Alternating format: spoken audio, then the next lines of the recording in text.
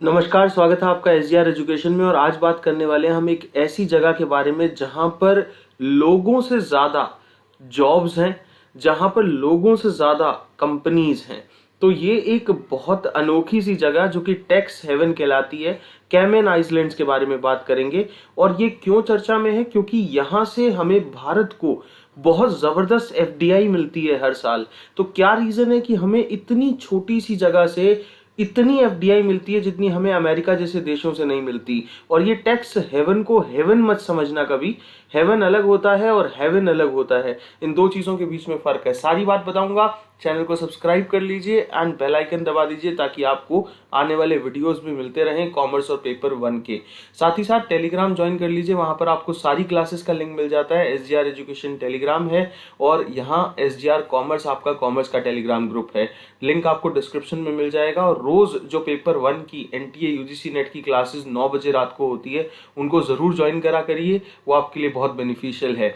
फिलहाल मैं आपको एक चीज बताता हूं कि ये दुनिया के सबसे बड़े फाइनेंशियल सेंटर्स के रूप में पहचाने जाते हैं और बहुत फेमस टैक्स हेवन के रूप में। टैक्स हेवन क्या होता है? जहां पर या तो टैक्स बिल्कुल ही नहीं है या मिनिमम अमाउंट ऑफ टैक्स लिया जाता है। ये एक ब्रिटिश ओवरसीज टेरिटरी के तहत आते हैं, कैरेबियन के अंदर। मैं इसकी पूरी स्टोरी बताऊंगा कि किस तरीके से क्रिस्टोफर कोलंबस ने जो है 1503 के अंदर इनको डिस्कवर किया था। और बेसिकली ये बात कही जाती है कि क्रिस्टोफर कोलंबस आ तो भारत रहे थे, लेकिन मिलते उन्हें बीच रास्ते में जो है वो कहीं ना कहीं एक एनटीए यूजीसी नेट का जेआरएफ एस्पिरेंट मिल गया और उसने उनको रास्ता भटका दिया।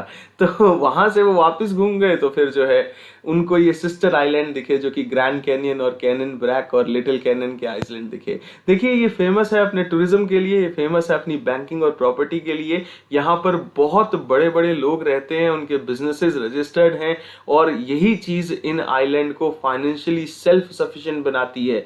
आते ये ब्रिटिश ओवरसीज टेरिटरी में है, लेकिन उनके राज में पूरी तरीके से नहीं, एक सेल्फ सफिशिएंट फाइनेंशियली जो है इस बेसिस पे ये आइलैंड की अपनी एक पहचान है। यहाँ पर एक बड़ा जबरदस्त तूफान आया था 2004 में, हरिकेन इवान, जो कि अपने आप में आज तक का रिकॉर्ड सबसे खतरनाक तूफान में से एक है जो हरिकेन आया था। और उसने जबरदस्त तबाही भी यहाँ पर मचाई थी, यहाँ के कई होटल्स खराब हो गए थे। एक वक्त पे कैनियन आइलैंड जमैका पे डिपेंड हुआ करते थे, लेकिन उसके बाद जमैका ने जब अपनी इंडिपेंडेंस मतलब अपनी आज़ादी को डिक्लेयर किया 1962 में, तो ये ब्रिटिश रूल के अंडर आ गए। और उसके बाद इन्हें 1972 में ऑटोनॉमी दी गई कि भाई आप अपने फाइनेंशियल मैटर्स खूब संभाल सकते हैं, लेकिन ये सेल्फ गवर्नमेंट का इनको एक मोल्ड दिया गया कि जिसके तहत ये सेल्फ गवर्नमेंट में रह सकते हैं। लेकिन उसके साथ साथ कई लोगों ने इन्हें क्रिटिसाइज किया है और क्रिटिसाइज करने वाले लोगों में सबसे इंपॉर्टेंट नाम है बराक ओबामा का।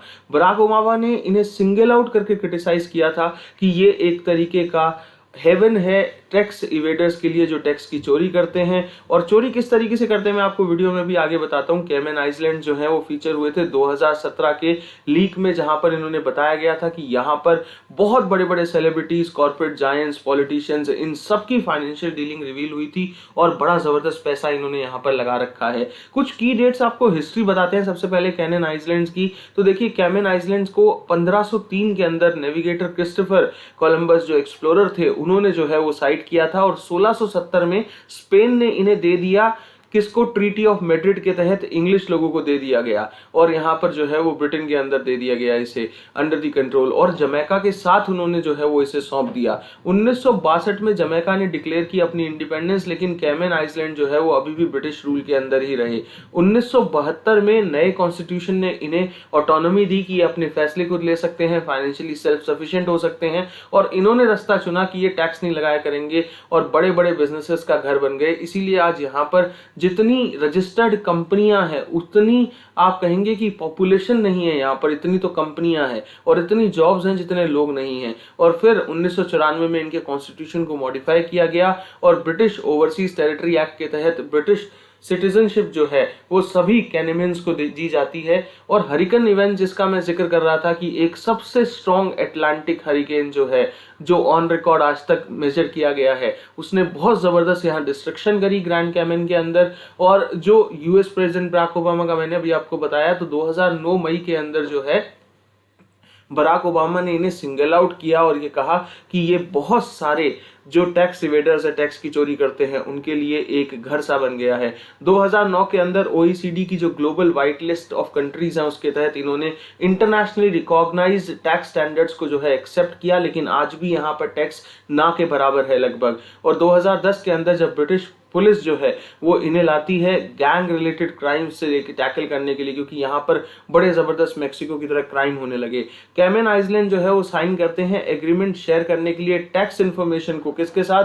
ब्रिटेन, फ्रांस, जर्मनी, इन सब देशों के प्रेशर के बाद ये लोग टैक्स इन्फॉर्मेशन को शेयर करने के एग्रीमेंट साइन करते हैं, जिससे कि टैक्स इवेजन मतलब टैक्स की चोरी के लिए कुछ किया जा सके। देखिए कैमन आइलैंड जो है वो इमर्ज हुए हैं, इसीलिए न्यूज में है कि ये 5वें सबसे बड़े इन्वेस्टर हैं भारत के अंदर, और फॉरेन डायरेक्ट इन्वेस्टमेंट हमारी यहां से आती है। एक छोटे से टापू से 3.7 बिलियन US$ की हमें 2019-20 के साल में FDI मिली, जो कि बड़े बड़े कंट्रीज से नहीं मिलती है, इसीलिए ये न्यूज में है। और ये खबर थी department for promotion of industry and internal trade, हमारे DPIIT की। तो इंडिया ने रिसीव की FDI जो कि 3 गुना बढ़ गई है लॉकडाउन 2020 के अंदर भी, और $1 बिलियन हमें मिले थे यहाँ से 2018-19 में, और $1.23 बिलियन मिले हमें 17-18 के अंदर कैमन आइलैंड से, जो कि यूके की ओवरसीज टेरिटरी। मैं एक चीज बताता हूं कि यहां से इतना पैसा क्यों आ रहा है। देखिए एक स्ट्रक्चर के थ्रू इसे समझिएगा, बहुत आसान स्ट्रक्चर है। मान लीजिए कि यहां पर ये है मिस्टर लल्लू लाल।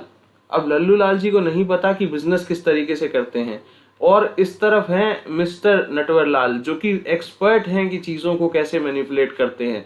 तो नटवर लाल जो है वो इनके फाइनेंशियल सलाहकार बन जाते हैं, और ये इन्हें सलाह देते हैं कि भाई बिजनेस करना है तो मैं जो तरीका बताऊं उस तरीके से करिए। तो सपोज करिए कि जो लल्लू लाल है वो 100 करोड़ का काम करते हैं, और 100 करोड़ के काम के तहत जो है वो 100 करोड़ का माल फिर बेच देते हैं, तो टोटल इनको 200 करोड़ मिलते हैं, तो 100 करोड़ का प्रॉफिट होता है। अब 100 करोड़ के प्रॉफिट पे टैक्स चुकाना एक बहुत बड़ा काम है अगर भारत के अंदर आप काम कर रहे हो।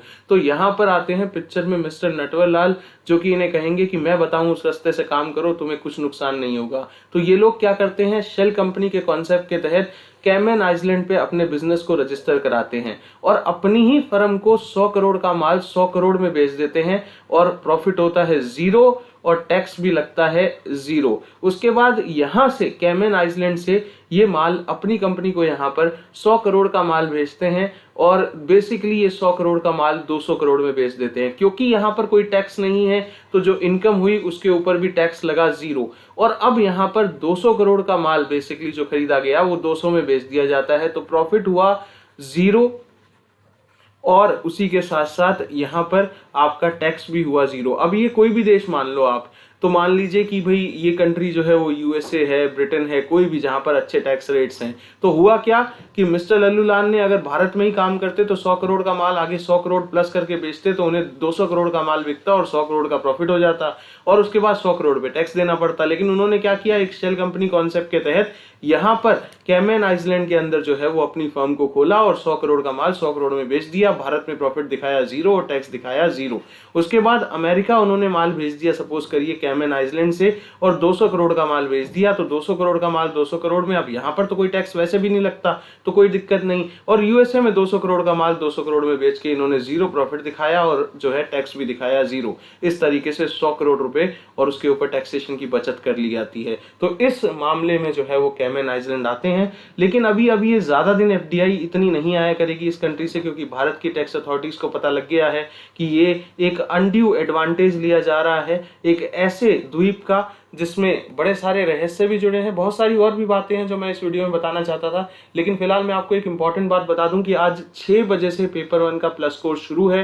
तो अगर आप पब्लिक एडमिनिस्ट्रेशन के स्टूडेंट हैं तो भी आप पढ़ सकते हैं। पेपर 1 मैं पढ़ाऊंगा और ये बेगीराम जी पढ़ाएंगे आपको, और सिमरनप्रीत जी अगर आप पंजाबी आपका पेपर 2 है तो आप उनसे पढ़ सकते हैं। पेपर मैं आपको यहाँ पढ़ाऊंगा, और अगर आपका संस्कृत सब्जेक्ट है तो आप अरुण पांडे से पढ़ सकते हैं, और पेपर 1 यहाँ पर मैं पढ़ाऊंगा। आज शाम को 6 बजे से प्लस कोर्स शुरू हो रहा है, जिसका लिंक मैं आपको डिस्क्रिप्शन में दे देता हूं। और paper 1 commerce, management, history, geography और कंप्यूटर साइंस की जो है डिटेल टेस्ट सीरीज आ गई है प्लस पे। तो अगर कोई प्लस लेना चाहता है तो 6 मंथ या 12 मंथ का प्लस ले लीजिए। नवीन साख लाइव कोड लगाइए, जिससे कि आपको वहां पर मैक्सिमम डिस्काउंट मिलेगा। थैंक यू सो मच, शुक्रिया, अपना ख्याल रखिए। और भी ऐसे वीडियो चाहिए तो सब्सक्राइब कर लीजिएगा। Thank you so much.